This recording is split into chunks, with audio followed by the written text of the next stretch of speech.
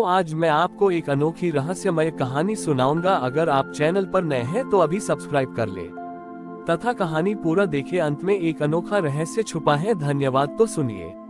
प्राचीन काल में पवित्र गंगा नदी के तट पर एक अत्यंत प्राचीन नगर बसा था, जिसका नाम था स्मृति नगर। यह नगर अपने इतिहास और परंपराओं को लेकर बहुत गर्व करता था।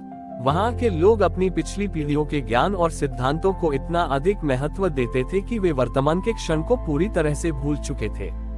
उनका जीवन केवल अतीत की महिमा में उलझा रहता था। इस नगर के सबसे बड़े विद्वान और संरक्षक थे आचार्य भूतनाथ। आचार्य भूतनाथ हर बात पर अपने पूर्वजों के ग्रंथों और पुरानी नीतियों का हवाला देते थे।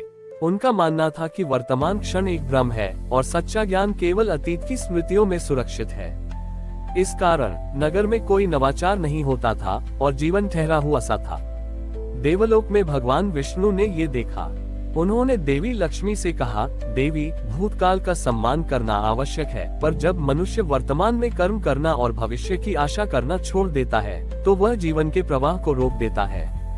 ये स्थिति धर्म के विरुद्ध है। श्री हरि विष्णु ने इस बार एक भोला भाला बालक का रूप धारण किया, जो नगर में आया। बालक ने अपने हाथ में एक छोटा सा पर स्वर्ण जैसा चमकता हुआ बीज ले रखा था। बालक का नाम था अभि, अर्थात अभि वर्तमान। बालक अभि सीधा आचार्य भूतनाथ के पास गया। आचार्य उस समय अपने शिष्यों को एक प्राचीन राजा के युद्ध के नियम समझा रहे थे। बालक अभि ने आचार्य से कहा, गुरुदेव, क्या आप जानते हैं कि यह बीज क्या है? ये संसार का सबसे शक्तिशाली बीज है। आचार्य भूतनाथ ने बालक को उपेक्षा से देखा। जाओ बालक, हमारे पास इन तुच्छ चीजों के लिए समय नहीं है। हम प्राचीन ज्ञान की चर्चा कर रहे हैं। बीज और फल सब प्रकृति के नियम हैं, इन पर चर्चा व्यर्थ है। बालक अभी नहीं माना। उसने कहा, गुरुदेव, मैं जानता हूँ कि आप अतीत को पूछते हैं, पर क्या आप जानते हैं कि यह बीज अगले ही पल अदृश्य हो जाएगा यदि आप इसे जमीन में न बोए? आचार्य ने कहा, तुम्हारा ये बीज मेरी हजारों वर्षों की पांडुलिपियों से अधिक मूल्यवान नहीं हो सकता। इन पांडुलिपियों में अतीत का सारा ज्ञान है।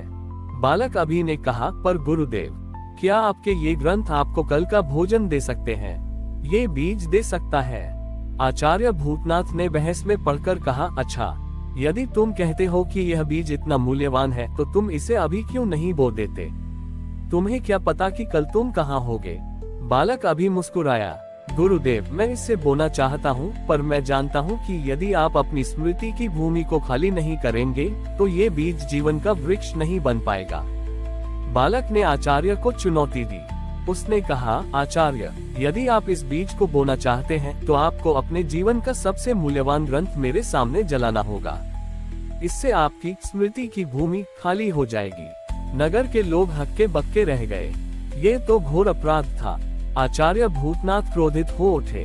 ये कैसी मूर्खता है? मैं अपने पूर्वजों की धरोहर कैसे जला सकता हूँ?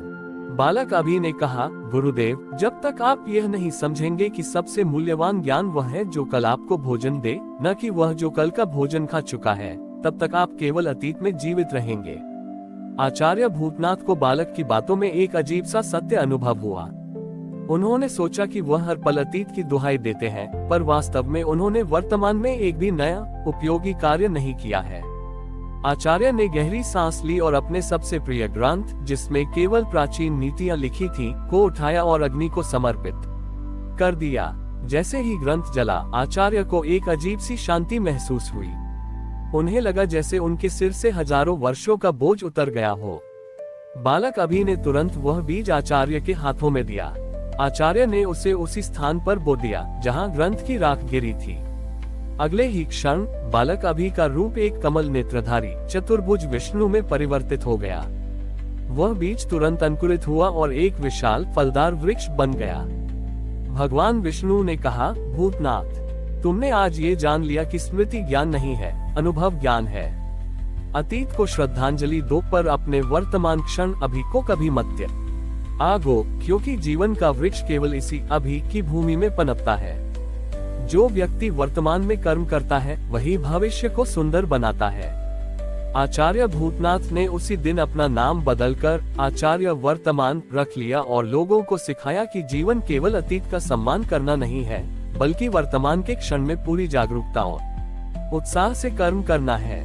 स्मृति नगर ने अतीत को याद रखना जारी रखा, पर अब वे अभी में जीना भी सीख गए।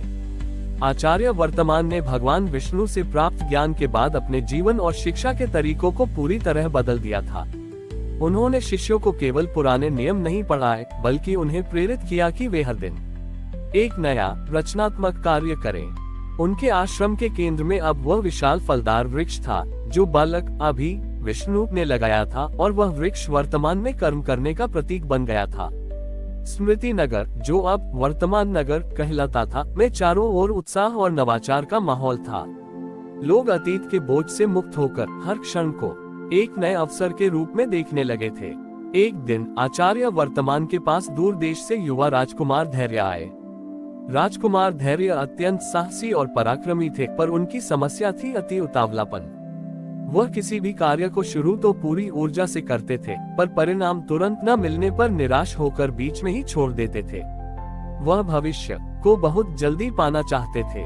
राजकुमार ने आचार्य वर्तमान से कहा, गुरुदेव, मैं आपकी वर्तमान में जीने की बात मानता हूँ, पर मैं फल तुरंत चाहता हूँ। मैं बीज बोता हूँ तो मुझे अगले ही दिन वृक्ष चाहिए।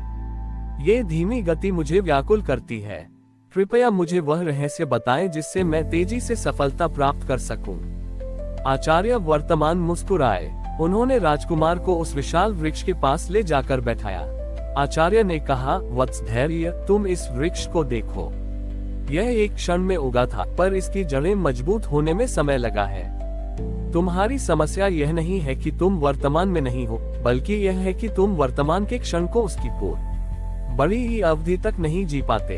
तुम बीज बोते ही कल के फल को देखना चाहते हो, और ऐसा न होने पर तुम आज के कर्म को छोड़ देते हो।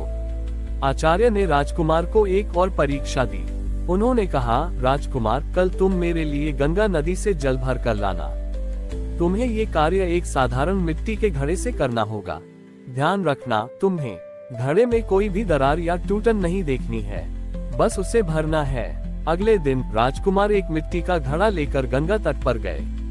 उन्होंने जैसे ही घड़े को पानी में डाला, वह लगभग तुरंत टूट गया। राजकुमार ने दूसरा घड़ा लिया, वह भी टूट गया। राजकुमार ने देखा कि तट पर जितने भी घड़े रखे हैं, वे सभी कमजोर हैं और पानी में आ जाते ही टूट जाते हैं। राजकुमार क्रोधित और निराश हो गए। उन्होंने सोचा कि यह व्यर्थ का कार्य है।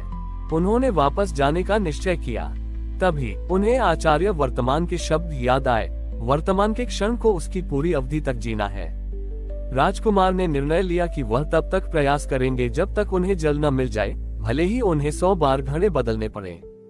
उन्होंने अपना उतावलापन त्याग दिया और पूरी एकाग्रता के साथ हर बार घड़ा उठाया, पानी में डाला और टूटने पर बिना किसी निराशा के दूसरा उठाया। जब उन्होंने लगभग अपना 80वां घड़ा पानी में डाला तो वह घड़ा नहीं टूटा। राजकुमार खुशी से उसे जल से भरकर आश्रम ले गए। आचार्य वर्तमान प्रतीक्षा कर रहे थे।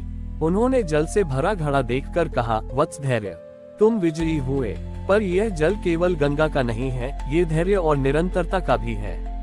आचार्य ने समझाया, जब तुमने पहली बार घड़ा उठाया तो तुम्हारा ध्यान केवल परिणाम जल पर था, इसलिए तुम हर बार टूटने पर निराश हुए।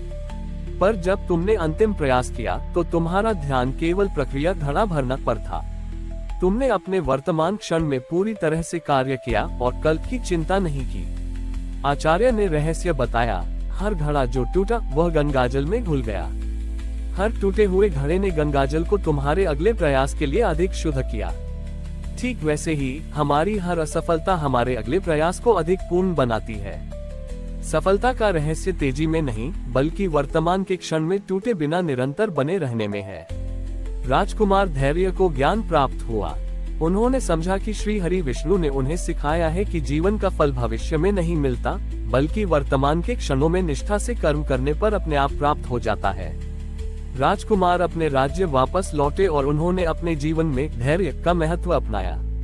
उन्होंने बड़े लक्ष्य बनाए, पर हर छोटे कदम को पूरी निष्ठा से निभाया। इस प्रकार आचार्य वर्तमान ने ये सिद्ध किया कि वर्तमान क्षण में निरंतरता ही मनुष्य के जीवन का सबसे बड़ा वरदान है।